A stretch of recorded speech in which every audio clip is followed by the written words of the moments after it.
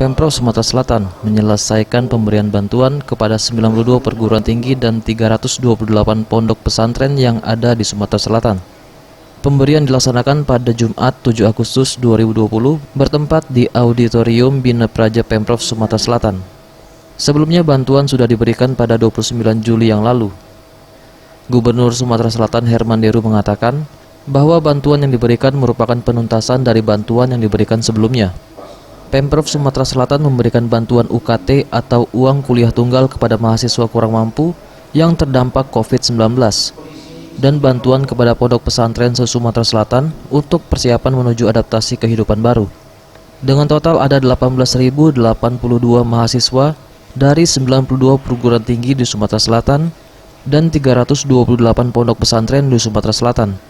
Bantuan yang diberikan bernilai Rp1 juta untuk satu mahasiswa yang akan diterima selama 1 tahun yang terbagi per semester.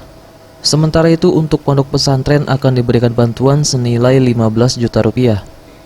Herman Deru juga menambahkan bantuan kepada mahasiswa asal Sumatera Selatan yang berada di Sudan dan di Mesir sudah diselesaikan pada hari ini. Jadi kita bantu Rp15 juta per pondok sebanyak 328 pondok.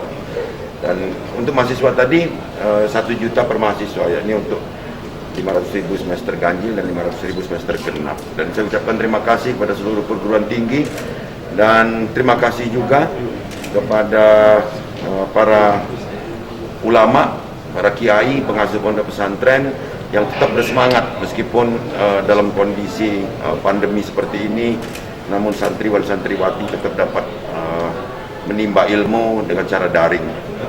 Oke, baik Pak. Ini bantuan tahap kedua Pak, yang kemarin sudah yang pertama yang... Ya, ini penuntasannya. Jadi tuntas ini ya 18.000 mahasiswa. 18.082 mahasiswa. Jadi 18 miliar lebih hari ini dan 328 pondok pesantren se-Sumatera Selatan tanpa tersisa.